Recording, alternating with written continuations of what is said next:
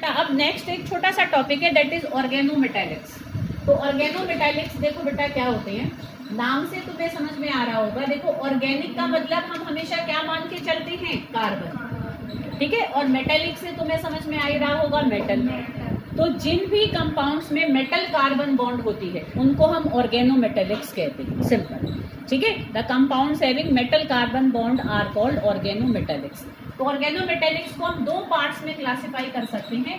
एक होते हैं बेटा हमारे सिग्मा बॉन्डेड और एक होते हैं हमारे पाई बॉन्डेड, ठीक है।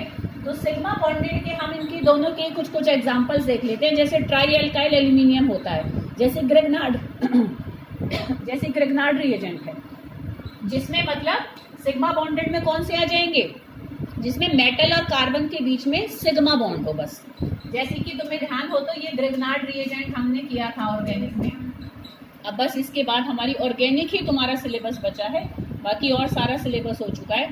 तो ग्रेगनार्ड रिएजेंट के तो ज़्यादातर हम रोज दर्शन करेंगे, तो इसको हम देखेंगे काफ़ी। तो आर बेसिकली क्या है, कोई एल्काइल ग्रुप है। जैसे मान लो मैं कहूँ मिथाइल, तो ये हम कोई भी हलोजन ले लें जैसे क्लोरीन, तो यहाँ पर देख सकते हो मेटल कार्बन बॉन्ड है। तो Grignard reagent is an example of sigma bonded organometallic. ऐसी ट्राई एल्काइल एल्यूमिनियम की एल्यूमिनियम के देखो तीन तरफ हम यहाँ पर एल्काइल ग्रुप लगाएंगे। ऐसे ये सिंगल एग्जिस्ट नहीं करता है क्योंकि बॉन्डिंग पूरी नहीं होती, तो ये डाई एल्काइल के फॉर्म में ही हमेशा हमें मिलता है, ठीक है। ऐसे दो को हम आपस में मिला दें तो इसमें एक तरफ हमारी कोऑर्डिनेट बॉन्ड बन रही होती है, ठीक है ना बेटा, कि भाई ये आपस में एक दूसरे को ऐसे करके सेटिस्फाई करते हैं। कई बार ब्रिज्ड बॉन्ड भी बन जाती है कि भाई तीनों मिलकर इलेक्ट्रॉन को इकट्ठा इस्तेमाल कर रहे होते हैं, ठीक है।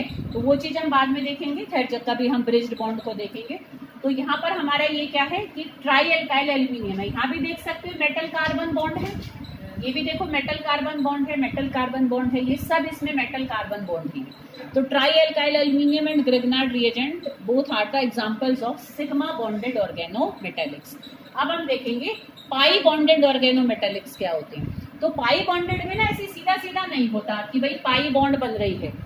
क्या होता है कि कुछ एलिमेंट्स का, कुछ एटम्स का सॉरी, जो पाई बॉन्ड का एक इलेक्ट्रॉन क्लाउड होता है। ध्यान करो, जैसे कि देखो बेंजीन में होता है, हम बीच में ऐसे गोला सा बनाते थे ना, वो बेसिकली क्या है, वो उनके डीलोकलाइज्ड पाई इलेक्ट्रॉन्स होते हैं, ठीक है। तो ऐसे अगर मेरे पास दो बेंजीन हो तो क्रोमियम अगर देखो यहाँ पर बॉन्ड किसके साथ बना रहा है, जो हमारे जो भी पाई बॉन्डेड हमारे ऑर्गेनोमेटेलिक्स होते हैं उसमें बेसिकली क्या होता है, मेटल बॉन्ड बनाता है कुछ और एटम्स के पाई इलेक्ट्रॉन क्लाउड के साथ। तो वो कुछ और एटम्स कौन से होंगे, हमारे कार्बन ही होंगे, ठीक है। जैसे ये 6 के 6 कार्बन है, ये भी हमारे कार्बन है। तो यहाँ पर मेटल डायरेक्ट कार्बन के साथ बॉन्ड नहीं बना रहा, उन कार्बन के पाई इलेक्ट्रॉन क्लाउड के साथ बॉन्ड बना रहा है। तो this is dibenzene chromium. ऐसे देखो बेटा हमारे एक फेरोसीन होता है, इसका ना कॉमन नेम फेरोसीन है, ब्रैकेट में लिख लेना, जो हमारा एक आयरन वाला बना हुआ है। देखो इसमें हमारी पेंटेन रिंग है, 5 मेंबर की रिंग है, ये हमारा आयरन। कई बार ऐसे जब ऑर्गेनोमेटेलिक थे ना बेसिकली